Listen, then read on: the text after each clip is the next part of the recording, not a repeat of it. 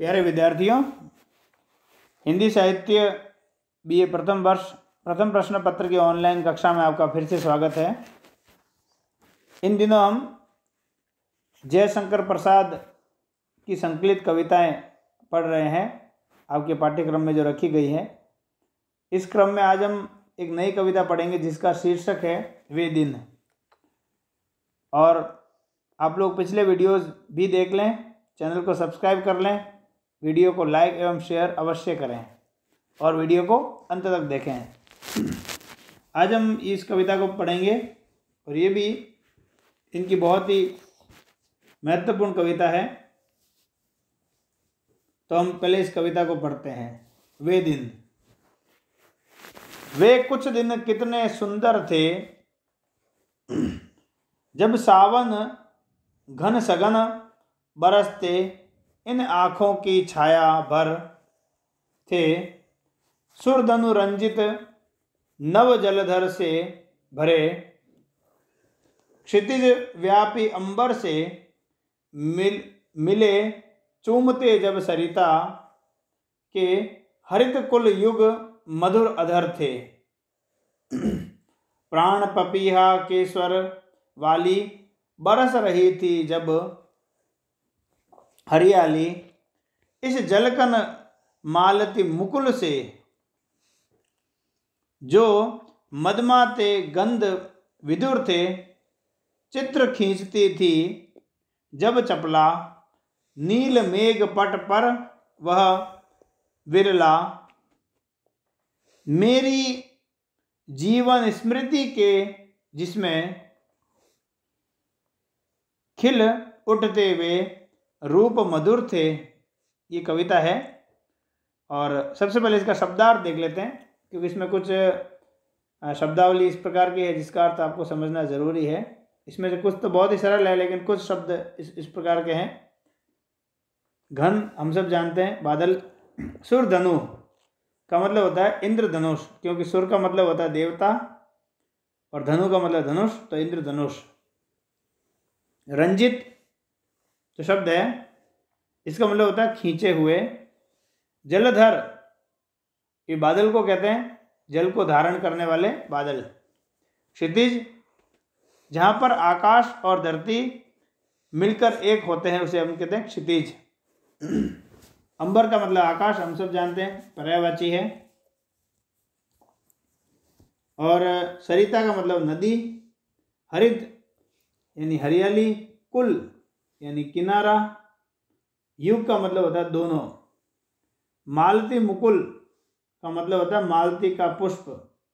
मदमाते का मतलब होता है नशे में मस्त। और विधुर का मतलब होता है असमर्थ भी कहते हैं और परित्यक्त भी कहते हैं। स्त्री को कहते हैं विधवा और पुरुष को कहते हैं विधुर। इसका एक अर्थ व्याकुल भी होता है। चपला कहते हैं बिजली, वो बिजली जो बादलों के बीच में चमकती है उसे हम चपला कहेंगे। जो घरों में बिजली आती है उसको हम चपला नहीं कहेंगे। मेघपट का अर्थ होता है बादल रूपी वस्त्र। विरला का मतलब होता है विचित्र, अनोखा भी कहते हैं। और मधुर का मतलब मीठा, हम सब जानते हैं। ये इसके शब्दार्थ है और इसका प्रसंग हम देख लेते पहले। प्रकृति प्रेम के अद्भुत चितेरे थे जयशंकर प्रसाद, हम सब जानते हैं। तो इस प्रकार के जयशंकर प्रसाद की वे दिन जो कविता है, उस कविता में प्रकृति प्रेम का जीवंत वर्णन प्रतिपादित किया गया है प्रसाद जी के द्वारा। और यौवन के समय उमड़ते बादलों, आकाश में खींचे इंद्रधनुष, बिजली इत्यादि के सुंदर दृश्यों को अपनी मधुर स्मृतियों से जोड़ते हुए कवि बीते दिनों के सुख में डूब जाते हैं। अपना जो अतीत है उसे इस प्रकृति के उपादानों के माध्यम से याद करते हैं। व्याख्या देख लेते हैं। कवि प्रसाद यौवन के दिनों की मधुर स्मृतियों में खोए हुए कह रहे हैं कि वे दिन कितने सुंदर थे जब सावन में काले बादल उमड़ घुमड़ कर आते थे और घनघोर वर्षा करते थे। उन उमड़ते घुमड़ते और बरसते बादलों का प्रतिबिंब जो है वो मेरी आंखों में समा जाने के कारण नेत्रों से प्रेम रस की सघन वर्षा होती थी। नवीन जल से भरे हुए नव बादल आकाश से जब वर्षा करने लगते थे तो सूर्य की किरणें उनके साथ मिलकर सुंदर इंद्रधनुष का निर्माण करती थी, जिसको हम रेनबो कहते हैं। और वह इंद्रधनुष जो है वो धरती से लेकर आकाश के मिलन बिंदु तक खींच जाता था, क्षितिज जिसको कहते हैं।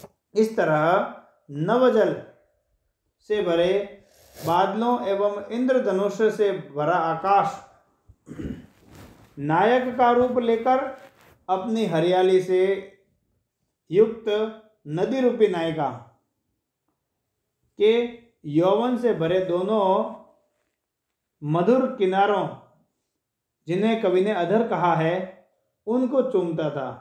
इसलिए वे दिन बड़े सुंदर थे। आगे वो कहता है कि जब ऐसा मनोहर दृश्य आंखें देखा करती थी। यहाँ पर इंद्रधनुष व नव बादल आकाश के हृदय की विविध भावनाओं के प्रतीक हैं, जो उसे प्रेम से भर देते थे। और आकाश अपनी प्रेमिका अर्थात सरिता यानी नदी के अधरों यानी उनके किनारों को चूमता था। जब बादल नव जल को लेकर धरती पर वर्षा करने लगते तो चारों तरफ हरियाली बरसने लगती थी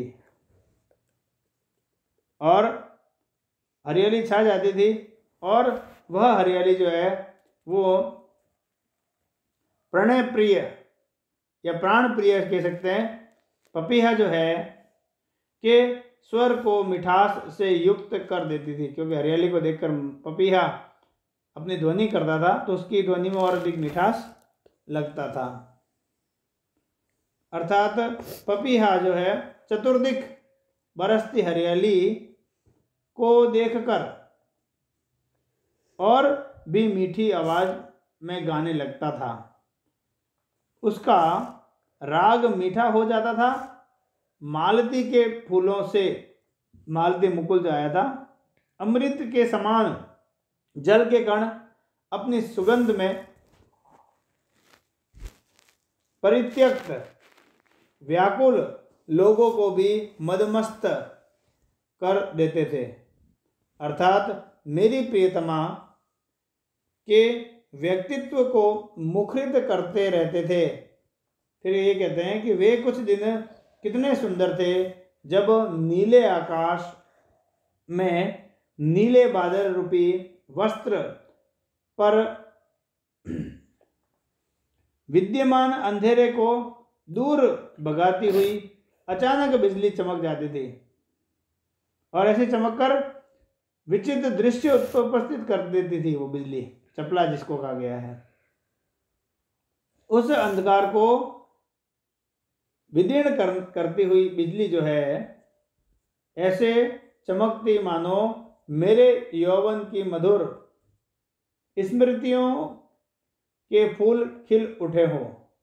अर्थात बादलों के अंधकार को चीरती हुई बिजली मेरी जीवन स्मृति के सुखद मधुरता से भरे दिनों को पुनः जागृत कर देती थी। वो दिन जो है मेरे सामने उपस्थित हो जाते थे।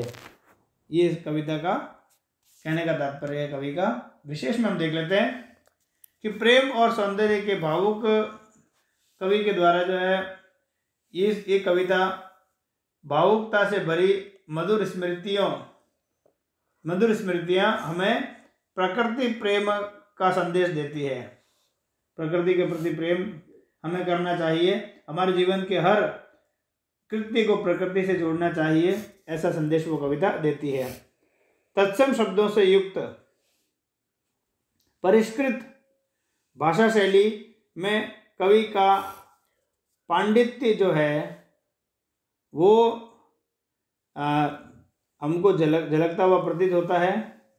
प्रकृति का माधुर्य भरा जो चित्रण है वो विभिन्न अलंकारों में सजकर हमारे सामने आया है। अलंकार है अनुप्रास, उपमा, रूपक, स्मृति, उत्प्रेक्षा। ये अलंकार जो है इनके प्रयोग से प्रभावी बन पड़ा है। ये कविता के अंत में विशेष लिख सकते हैं। वीडियो को अंत तक देखने के लिए आपका बहुत बहुत धन्यवाद। अगले वीडियो में हम इनकी एक नई कविता के साथ प्रारंभ करेंगे।